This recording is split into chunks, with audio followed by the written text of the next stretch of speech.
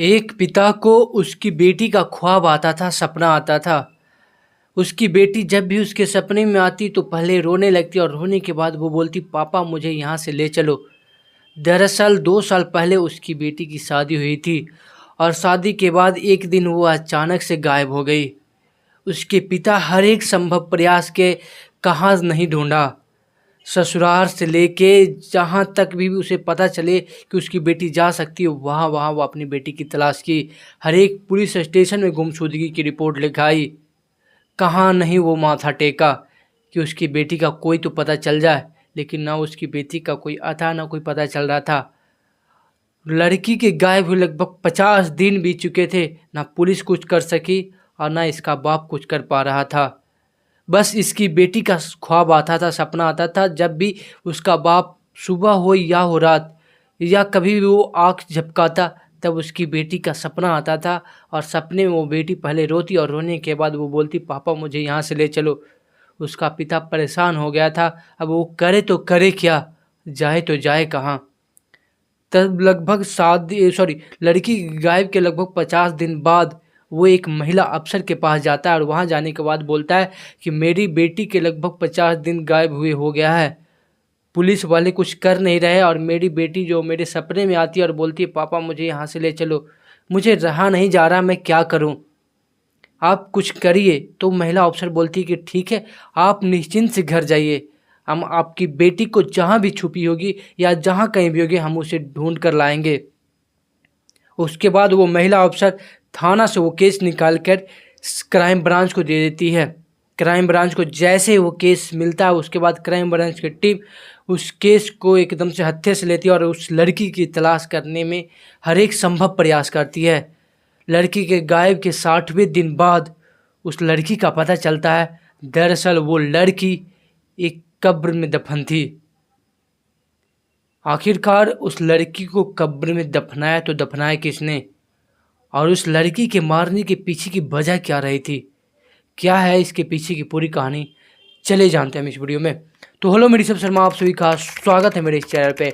अगर जो आप मेरे इस चैनल पे नए हैं सो प्लीज़ मेरे इस चैनल को सब्सक्राइब करके दीजिएगा और वीडियो को लाइक करके वीडियो को शेयर करने का मन हो तो ज़रूर शेयर करिएगा। तो चलिए आप सबको पूरी कहानी से रूबरू करते हैं कि आखिरकार उस लड़की का कत्ल किया गया तो क्यों किया गया, और उस लड़की के कातिल की कहानी हम सुनाने जा रहे हैं वो हरियाणा की है। हरियाणा के फरीदाबाद का थाना पड़ता है पल्ला थाना, और पल्ला थाना में ही एक कॉलोनी पड़ती है। उस कॉलोनी का नाम होता है रोशन नगर कॉलोनी के गली नंबर 1 और मकान नंबर 61 में रहने वाले एक व्यक्ति जिसका नाम होता है अरुण कुमार। तारीख 23 अप्रैल 2025 की बात है। अरुण कुमार अपने जो थाना होता है पल्ला थाना, वहाँ पे जाकर FIR रिपोर्ट लिखा था गुमशुदगी की। उसकी पत्नी कल रात से गायब है और वो अपनी पत्नी को जहाँ भी ढूंढना था वो ढूंढ लिया, लेकिन उसकी पत्नी का ना कोई अता नहीं कोई पता चल रहा था। बस एक छोटी सी खटपट हुई थी जिसके बाद उसकी पत्नी का ना कोई अता ना कोई पता चल रहा, पता नहीं वो कहाँ चली गई है। पुलिस वाले तो रिपोर्ट गुमशुदगी की रिपोर्ट तो लिख लेते हैं, लेकिन जितने दायरे से इस केस को लेना चाहिए, जैसे पुलिस वाले को इस केस के पीछे जाना चाहिए या केस को लेना चाहिए, वैसे पुलिस वाले नहीं लेते हैं। ऐसे ही रिपोर्ट लिख लेते हैं, बस गुमशुदगी की रिपोर्ट लिखाई जाती है। फिर जो प्रिंट होता है उसमें जो लड़की का पूरा नाम, लड़की का पता, एज, सब चीज़ प्रिंट करा के जगह जगह चिपका दिया जाता है कि ये लड़की गायब है। और अगर जो किसी को इस लड़की का पता चले या लड़की को कहीं देखे तो इस नंबर पर कांटेक्ट करे, नीचे नंबर भी दिया गया था। अब लड़की की गायब होने की रिपोर्ट लिखाई गई। अब पुलिस वाले तो कुछ कर नहीं रहे थे। पुलिस वाले को जिस तरफ से इस केस को लेना चाहिए था एकदम उस तरफ से इस केस को लेते नहीं हैं। फिर वो आदमी एक दिन बाद फिर जाता है कि आपको पता चला कि मेरी बीवी कहाँ गई, कुछ बीवी का बारे में कुछ पता आता चला तो नहीं। तो पुलिस वाले कहते हैं कि नहीं अभी तक कुछ पता नहीं चला। फिर अगले दिन 25 तारीख को भी जाते हैं, फिर भी पुलिस वाले को कुछ पता नहीं चलता। लेकिन 26 अप्रैल 2025 को जब इसके पति जो अरुण कुमार होता है वो पुलिस स्टेशन जाता है, तो वहाँ जाने के बाद फिर पुलिस वाले वहाँ से कुछ पुलिस वाली की टीम इसके घर के पास आती है और वहाँ पे पूछताछ करने लगती है कि आखिरकार वो लड़की कहाँ गई, क्या नाम था, कितना एज था। वहाँ पे आस पास पड़ोस वाले से पूछी, क्या आपने इस लड़की को देखा है, लेकिन किसी को कुछ पता नहीं था। वहाँ पे पूछताछ कर रहे थे तो अरुण कुमार ने बताया कि 21 जून 2023 को उसकी पत्नी, जिसका नाम होता है तनु राजपूत, जिसकी उम्र होती है 23 साल, वो उत्तर प्रदेश के फिरोजाबाद का एक जगह होती है सिकोहाबाद, और वहाँ के खेरा मोहल्ला का वो रहने वाली लड़की, जिसके साथ इसकी 21 जून की शादी होती है। और शादी होने के बाद सब कुछ अच्छे तरीके से चल रहा था। शादी के 2 साल भी बीत चुके थे और उसके बाद वो 23 अप्रैल को अचानक से गायब हो गई। पुलिस वाले वहाँ पे पूछताछ करने के बाद पुलिस वाले फिर वापस अपने थाना लौट जाते हैं। और थाना लौटने के बाद इधर लड़की का जो पिता होता है, जिसका नाम होता है हकीम सिंह राजपूत, ये भी अपनी, जैसे ही इसको पता चला कि इसकी बेटी अचानक से गायब हो गई है, वो अपनी बेटी को हर एक संभव प्रयास किया कि जहाँ भी उसकी बेटी का कोई आता पता चले वो वहाँ पे वो बेटी को खोजो। वो भी पुलिस स्टेशन गया और वहाँ जाके वो अपनी बेटी की गुमशुदगी की रिपोर्ट लिखाया। रिपोर्ट लिखाने के बाद भी पुलिस वाले तो रिपोर्ट लिख लेते हैं, और रिपोर्ट लिखने के बाद वो इस केस को उतने तरीके से नहीं लिए जितने तरीके से इस केस को लेना चाहिए। इधर इसका बाप जो हकीम सिंह होता वो भी हर एक संभव प्रयास कर रहा था, और उधर अरुण कुमार जो भी हर एक संभव प्रयास कर रहा था। दिन पे दिन बीतते जा रहे थे। लगभग लड़की के गायब हुए 50 दिन बीत चुके थे। इसके पिता जो हकीम सिंह होता उसका अंदरूनी ख्वाब आते थे, सपना आता था उसकी बेटी का। उसकी बेटी जब भी सपने में आती तो वो पहले रोने लगती, और रोने के बाद वो बोलती, पापा मुझे यहाँ से ले चलो। जब भी उसका पिता जो आँख झपकाता, दिन हो या रात हो, जब भी वो अपनी आँख की पलकें बंद करता, तब तब उसकी बेटी का वो सपना आता कि पापा मुझे यहाँ से ले चलो। वो बेटी का रोता हुआ चेहरा उसके एकदम से आँखों के सामने दिखाई देता। उसका जो पिता था वो परेशान हो चुका था। फिर वो 14 जून 2025 को वो डीसीपी सेंट्रल, जिनका नाम होता है उषा देवी, वो उनके पास जाता है, और उनके पास जाने के बाद बोलता है कि मैम मेरा कुछ करिए, मेरी बेटी लगभग 50 दिन से गायब हो चुकी है। वो ना तो उसका कोई पता चल रहा है ना कोई पता चल रहा है, बस वो मेरे ख्वाब में आती है और बोलती है पापा मुझे यहाँ से ले चलो। मुझे वो बेटी का रोता हुआ चेहरा बहुत भयावह लग रहा है। पता नहीं मेरी बेटी किस हाल में होगी और कैसे होगी। उसके गायब हुए 50 दिन बीत चुके हैं। तभी जो उषा देवी होती है वो बोलती कि आप धीरज धरिए, आपकी बेटी को खोजने में हम हर एक संभव प्रयास करेंगे। अगर जो कहीं भी आपकी बेटी होगी हम वहाँ से ढूंढ के लाइए, आप बेफिक्र होके घर जाइए। जो उषा देवी जो वहाँ के डीएसपी होती है, सॉरी डीसीपी होती है, वो क्या करती है कि उस केस को, जो पल्ला थाने में जो केस चल रहा था, वो केस को वहाँ से हटाकर क्राइम ब्रांच को दे देती है। क्राइम ब्रांच को देने के बाद अब क्राइम ब्रांच इस केस को अपने हत्थे लेती है, और लेने के बाद हर एक संभव प्रयास करते हैं। वहाँ पे जहाँ पे वो लड़की का ससुराल हुआ, वहाँ पे जाकर हर एक तरीके से पूछताछ करते हैं, और पूछताछ और मुखबिर भी छोड़ दिया जाता है। हम एक दिन मुखबिर फ़ोन करता है और कहता है कि यहाँ पे कुछ गड़बड़ है, आप यहाँ आकर पता करिए। फिर क्राइम ब्रांच की टीम फिर से वहाँ पे जाती है उसके ससुराल, और वहाँ जाने के बाद पूछताछ करती है तो पता चलता है कि यहाँ के जो जितने घर वाले हैं, जितना यहाँ पे घर है, सारे घर के सामने एक गड्ढा खड्डा रहता है। अब क्राइम ब्रांच की टीम पूछ रही थी कि आखिरकार गड्ढा क्यों खड़ा रहता है। जब इसके ससुराल वाले से पूछा, ससुर से, जिसका नाम होता है भूप सिंह, और सास जिसका नाम होता है सोनिया। भूप सिंह से जब क्राइम ब्रांच की टीम पूछती है कि आखिरकार आप लोग गड्ढा क्यों खाते हैं, तब भूप सिंह गुस्सा कर बोलता है कि क्यों नहीं, क्या बात कर रहे हैं आप। अब घर का जो पानी है वो कहाँ निकलेगा, नाले तो दिया गया ही नहीं है, तो नाला नहीं दिया गया है तो घर का जो पानी है वो कहाँ जाएगा, इसलिए गड्ढा खाते हैं। आप यहीं किसी से भी पूछ लीजिए, सारे लोग घर के सामने अपना गड्ढा खद के रखे रहे। तो पूरी जो क्राइम ब्रांच की टीम थी वो और सारे घर वाले से पूछताछ किया, तो पता चला कि ये गड्ढा तो खदा तो गया है, सारे लोग गड्ढा खाते हैं। अब लेकिन वहाँ पे क्राइम ब्रांच की टीम को कुछ मानो दाल में कुछ काला लग रहा था, उन्हें कुछ अजीब सा लग रहा था। फिर क्राइम ब्रांच की टीम वहाँ पे पूछताछ कर रहे थे। फिर इसके ससुर से जो अपने तरीके से पूछताछ किया, तब उसके ससुर भूप सिंह ने जो बताया, क्राइम ब्रांच की टीम भी शक रह गई। फिर जो गड्ढा खदा था वो सारे लेबर मिस्त्री को बुलाया गया। बुलाने के बाद उससे पूछताछ किया गया कि क्या तुमने ये गड्ढा खदा।